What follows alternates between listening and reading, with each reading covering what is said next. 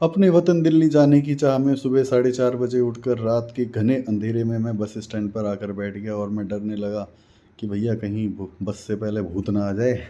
और फिर फाइनली मेरी बस आई और मैं उसमें सवार होके चल दिया। रास्ते में एक कुत्ते ने हमसे लिफ्ट मांगी। मैंने कहा भाई साहब पीछे वाली गाड़ी में आ जाओ, ये गाड़ी इंसानों की है। नीली रोशनी में बाहर की उजाले की रोशनी को देखते हुए मैंने चाय की दुकान पर दो लोगों को चाय पीने के बाद बिना पैसे के भागते देखा। मैंने सोचा मेरा क्या जा रहा है, बस में बैठो आराम करो, यात्रा लंबी है। रास्ते में मुझे रावण और मेघनाथ के दो मॉडर्न पुतले दिखाई दिए जो कह रहे थे हैप्पी दशहरा भाई साहब।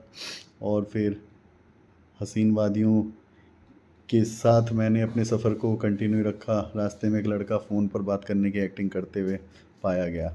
मैंने कहा बेटा किसी और को बुद्धू बनाना। और हमारे कंडक्टर साहब ने सुर्ती में तंबाकू में चूना रगड़ते हुए मुझे बोला लोगे। मैंने कहा भाई साहब क्या बात कर रहे हो, बस में धूम्रपान मना है। मैंने बाहर देखा, मुझे एक सोने का टापू दिखाई दिया जहाँ पर सोना ही सोना था और दूसरी तरफ पानी ही पानी। और मैं सोने के सपने में सो गया। और थोड़ी देर बाद मैंने बाहर देखा तो बाहर कोहरा आ गया था। मैंने कहा धूप के बाद कोहरा, ये कैसे हो सकता है भाई साहब।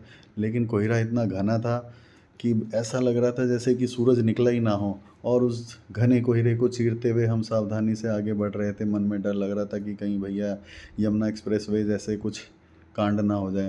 रास्ते में मैंने एक आग का गोला देखा जो ऐसा लग रहा था धरती के अंदर समाने ही वाला है। और वो आग का गोला हमें कह रहा था भैया सो जाओ, बाहर मत आओ, बाहर बहुत गर्मी है। और मैं सोता गया सोता गया। सोते सोते फिर भाई मैं बोर हो गया। और उसके बाद मैं ड्राइवर को बोला रोक दो भैया, हल्का होना है। ड्राइवर ने बोला बहुत जगह है, कहीं भी जाके हल्के हो जाओ। हल्के होने के बाद चाय की तलब ने मुझे चाय की टपरी पे पहुंचा दिया। और मैंने अंकल को बोला अंकल एक बढ़िया खालिस दूध की चाय दे दो। तो उन्होंने मुझे दुनिया के सबसे छोटे कप में एक चाय पकड़ा दी और बोला जा सिमरन पी ले चाय और खा ले मट्ठी। मट्ठी तो मैं घर से लाया था।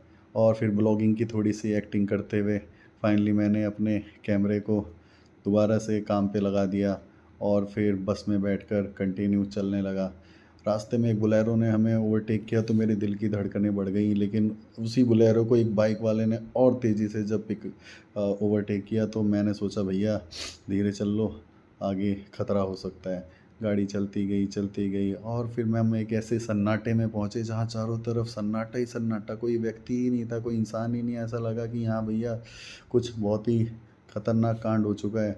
फिर भी अपने डर को सीने में दबाए चुपचाप बैठे बैठे मैं चलता रहा।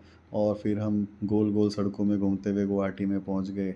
अगले ब्लॉग को कंटिन्यू देखिए नेक्स्ट